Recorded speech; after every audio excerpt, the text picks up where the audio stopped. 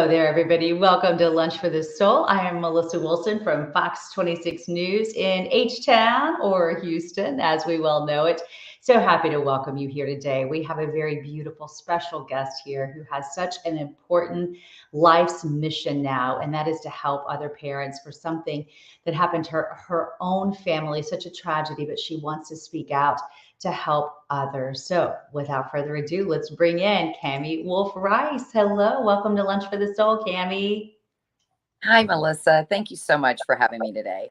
Well, it's truly an honor to talk to you. And from one mom to another, I want to give you a big hug before we even start. But let's start with your journey of what happened to your beloved son and now why you're speaking out on his behalf and to help other parents.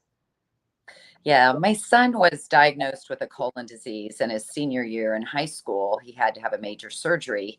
This happened to be the exact time that Purdue Pharma had released Oxycontin as the wonder drug and non-addictive. And we went home from the hospital with 90 Oxycontins, followed by 90 more. And Melissa, I did exactly what the doctor said to do. I fed them to him every 4 hours because he was in extreme pain. And with that one prescription, we didn't even realize it, he became addicted. And this is a kid that wanted to be a Navy SEAL, just super disciplined. He fought it for 15 years, multiple treatment centers, and we ultimately lost him February 26th, 2016. That is such a huge loss. So this went from just trying to get him over an illness to trying to save his life through this. Can you explain what that addiction looked like, of how it affected his everyday life and how quickly you figured out after that one prescription that something was going on with him? It literally hijacks your brain, and it literally, I mean, it is takes over your brain. You have to have it. You have to have it. And we didn't realize it at first. We just thought, hey, he needs to take the pain medicine because he's in pain. And he actually is the one that finally came to me and said, Mama, I need help. Something's wrong. I have to have this medicine. And it makes you feel like warm honey, right? Some people have a different reaction to opioids. And so for him, it took away the pain. And so of course he didn't realize anything about addiction, right? And he fought it hard for 15 years. And so, for 2 years, I was a zombie because obviously losing a child, I can't even describe to you the pain that you endure. But it was the stigma, Melissa. Like, I wanted my son to have a respectable death. So I didn't want to say that he overdosed because I didn't want people to think poorly of my son. And that's what I'm fighting. And I wanted to do something prevention. So I've taken my pain and put it into purpose. Good for you. And how important is it to break that stigma of thinking that it happens to thousands and thousands of people in our country? It's unbelievable the numbers of families who are going through the exact same thing you're suffering from right now. And that's why I really wanted to speak out. And that was the whole purpose of writing the book. How can I hit the masses? How can I make people feel comfortable? Because you need to connect. You need support in your system. You need a tribe around you to help. But we have such stigma that people are embarrassed and they hide it under the rug. Whereas if he had cancer, right, I would have had neighbors bringing me casseroles and so forth. And silence is deadly. When I take a look at this cover of your book, and I think the flight, you're looking out the window, maybe you're thinking about vacation, you're thinking about getting away. This has such a different meaning for you. Explain this. Thanks for asking. You have to go out of body experience to explain losing a child. No one wants to want to know what that feels like. But I looked at this as a journey of life, as like our flight, and we land at different places on our journey. We land at happiness and success and sickness and grief, and you have to keep the fuel to keep flying. So while I share about my journey on this flight, it really allows the reader to think about your own journey, right? And how you've got to keep going no matter what struggles that we all face. And so, what are you trying to get out now? What is that message that you share in your book that you want to make sure people understand that this can happen to anybody? I'm sure is one of the top things. There's so many, there's so many areas to this. There's the opioid epidemic. There's the fentanyl crisis. I think people aren't aware that they should all have Narcan. Everyone should own Narcan in case there's an overdose situation. Street pills are being laced with fentanyl. There's so many messages. When you go to the dentist, you don't need Percocet. You can do Motrin and ice. You can be addicted from a prescription from the dentist. And so, it's really just to educate people. So we developed a new position in hospitals. It's called a life care specialist. And when you think about it, in our society, we use coaches for everything except when you have a health crisis. You don't have a coach to get you through. And so we've had a clinical trial going on. We're getting ready to spread this. My goal is to have this in every hospital across the United States. And it's a care coach to help you when you're in a health crisis, to warn you that that you can be addicted, and to provide non-addictive solutions to pain management. That's what people need. They need solutions to help with pain, not self-medicating with alcohol and with opioids. What a brilliant, so it's really yeah. Yeah. And so is your hope that it will pick up? Where have you started it? Where's the first place trying it right now? So we are in one of the largest trauma hospitals in the country, Grady Hospital in Atlanta, Georgia. We just got another grant, $1 million grant, to roll out the life care specialists in rural communities because they have such little access to healthcare. And so we're super excited. We've had a clinical trial. We've been published in 4 medical journals.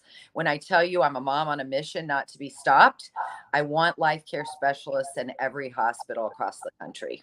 It is brilliant. I had never heard about that. When I saw it, it just gave me goosebumps because I think about all the lives that can be saved. And then the people who live and who are having to deal with the pain like you possibly won't have to go through that now. I mean, it's huge.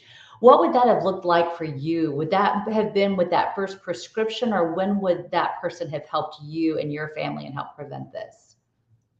Actually, great question, because that is how this position, I looked at everything Christopher didn't have and that I did not have as a caretaker.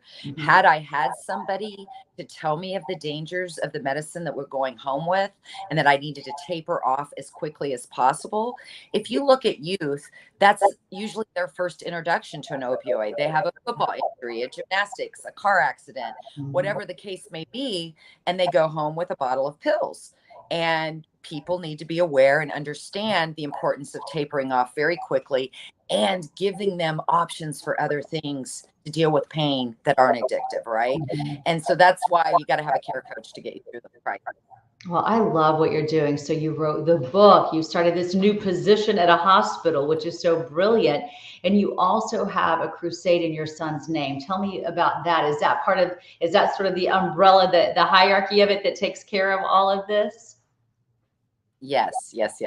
Christopher Wolf Crusade. We go by CWC, and we just are advocates to prevent. We want to stop it before it starts. Yeah. And if you look at street drugs, if we're going to talk real, people have experimented with drugs for hundreds of years. The difference today in our society is street drugs are being poisoned. They're laced with fentanyl. They're reaching out to our children on Snapchat. The DEA said our country is under a chemical warfare attack right now. And we don't understand that we should be carrying Narcan, that it literally could save a life. If you have an overdose situation, kids don't know. They take a Skittle, right? Or they try something for the first time and it's laced with fentanyl, and one pill can kill. So really doing a lot of advocacy, partnering with a lot of other mothers that have lost their children. I don't want any parent to go through the pain that we've gone through. And so that's the reason for the voice. Anytime I can speak, I try to warn people, right? Let's talk to the people who perhaps are in that first 15 years for you. So we look back at your son, and my goodness, such a handsome young man, and I know beautiful inside and out. What were those 15 years like? Was he able to hold down a job? What was that like? Was it just in and out of hospitals? What did it look like? It was brutal. When you watch your child suffer and you want to be the one in the bed, right? And I watched him fight it. We went to multiple treatment centers, and I learned a lot. I feel like I have a PhD in being an MOM when it comes to treatment centers. And it, not to say that they're bad, but there are things that I didn't like. There's, if you look at AA, right, and you stand up and you say, "Hi, I'm Christopher, I'm an addict." I don't believe in that. I think that really brought down his self-esteem, and he felt like he was a loser. He managed to be a functioning person with substance misuse. He graduated college, but it was suffer. It was suffering, and relapse after relapse. He kept trying to fight it, and then he'd have a trigger, and his brain would just say, "You got to have that drug," and he would have a relapse, and we'd go back into treatment. Um, you know, you always look back and go, "Would have, should have, could have." I had all the resources. I was fortunate to have the resources, and I still couldn't save his life. And that's how hard addiction is to fight. You've got to have a big support system. You've got to have a plan in place. So if they want to relapse, they've got a support system around them. And that's why we got to stop the stigma so that families can support each other and can support that person that's fighting addiction. And I know it's got to be really hard for you to talk about, but you're such an advocate to help us all better understand what you went through so that other people can realize how to steer away from it. With your son, it was an accidental overdose. Did he get something he didn't know? What do you feel comfortable talking about that to us? Yeah, I talk a lot about it in the book.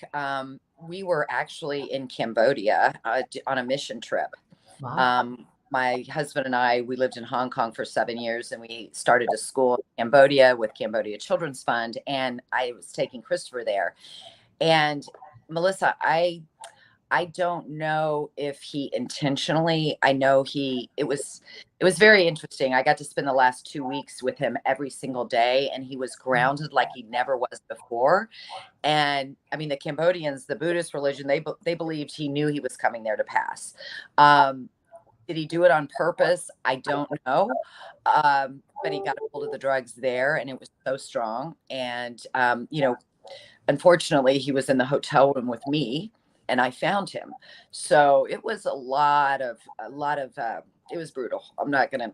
I get into the detail in the book of why Cambodia, but then I had to get him back to the U.S. I mean, it was hard. That is so much to take. And I just blessed you for being able to talk about it. How did you get through that? How did you work through that pain? I think, writing the book was really, really hard because it brought up a lot of the pain that I went through that I'd kind of put up on a shelf, because when your child is sick, you're just focused on your child. And so after he passed, I really had to deal with the pain that I had endured all those 15 years. Mhm. And I know he's at peace, which is an amazing feeling.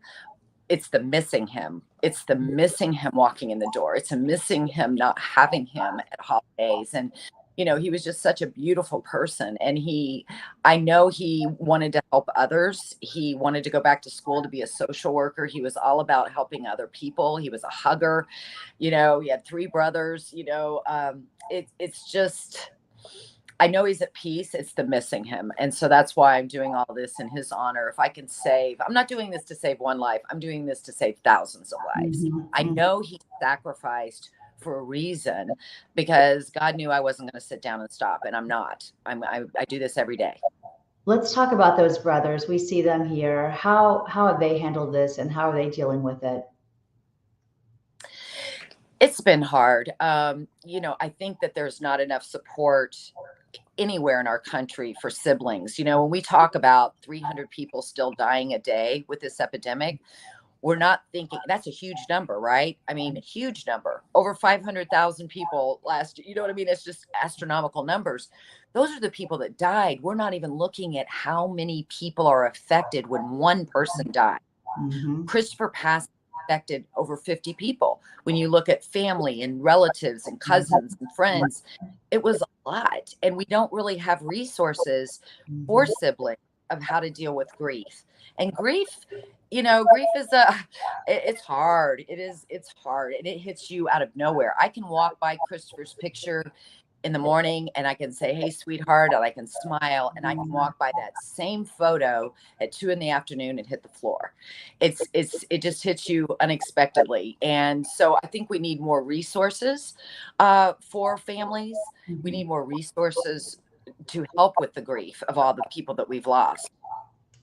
And like you said, I mean, you just think about those numbers, and if you multiply every one time at least 50, it's shocking to think about the lives that are torn apart by this. So I do feel like conversations like this can make a big difference. So what is your biggest advice for somebody? It seems like doctors are doing better now of not necessarily, prescribing those endlessly like they were in the past because they've learned. But for someone who gets that prescription, what is your best suggestion?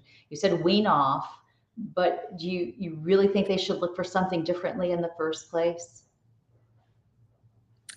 Sometimes you do have to be on an opioid if you've had a major surgery and the the prescribing rates are going down, no Mhm. question. I think we also, May was Mental Health Awareness Month.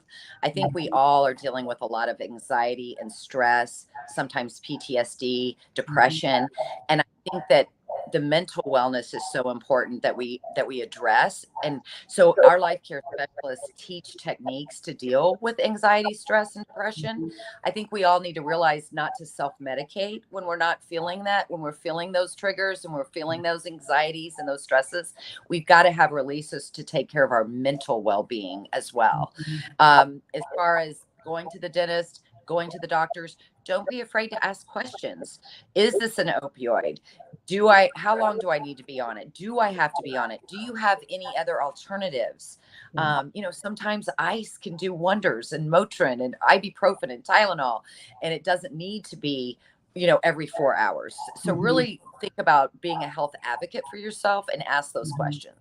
And then for families who are dealing with addiction, did you have any warning signs that it may be coming back on for him after he would come out of a treatment center, or did it just come out of nowhere every time? What did that look like? Uh, yeah, you have to have a plan in place. If you have someone in your family that's fighting substance misuse, you need to have a plan. That person has number one, I'm going to call this person when I'm triggering. If I can't get a hold of Mhm. this person, who's number two? Have that strong, strong support system in place. I put QR codes in my book, and in the back of the book, there's a resource library. So it has a locator to find a treatment center, how to have conversations with your kids about drugs. And saying no to drugs is not really, that didn't work, right? We tried those campaigns. So it has suggests a lot of resources in the back of the book that I constantly can keep updated now that we have QR codes in our world, right? Mhm, mhm. Gosh, that's nice. That's about as good as it gets. And I love that you have that call to action. So you're not only sharing openly what you've been through, but then giving people the resources to know that they have that. I mean, it's just a brilliant thing to do. So how do you live today? Do you try to keep those memories at bay so your heart can stand it? Do you like to live through those memories? How do you deal? How do I deal with the grief? I journal a lot.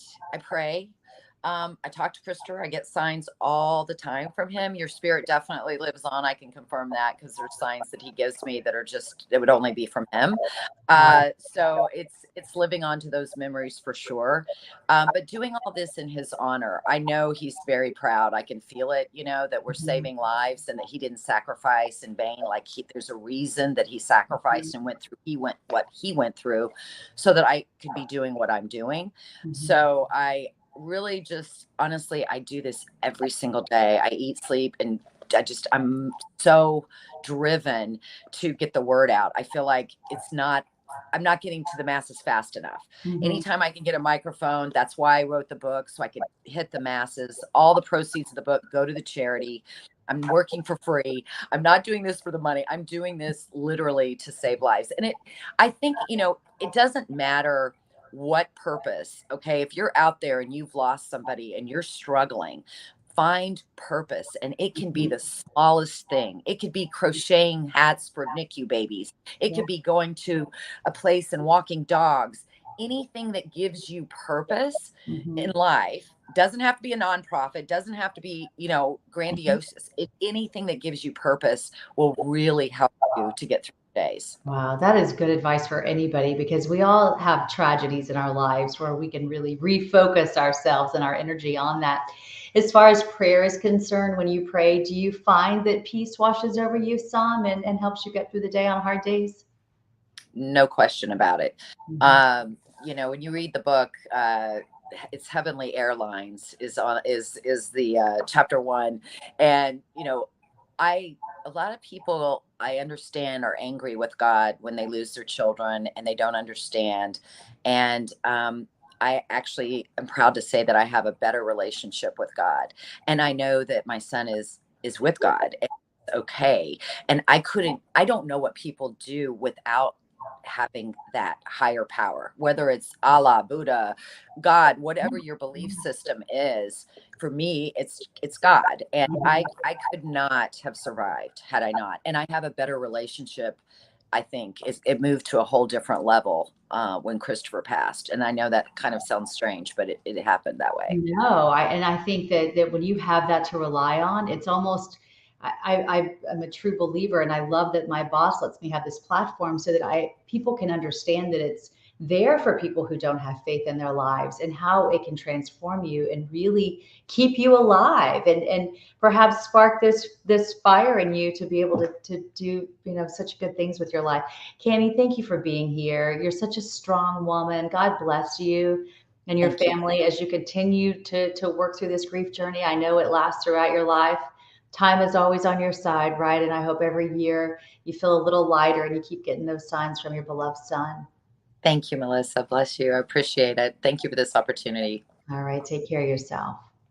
You too. And then I just want to remind you all, every Wednesday, 12:30, come right here. You can always catch all of our Lunch for the Souls on our Fox 26 YouTube page.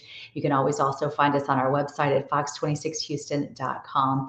Thank you again for being here. I hope you'll all be blessed. If you have any ideas, you know how to find me. Send them my way. Take care of you.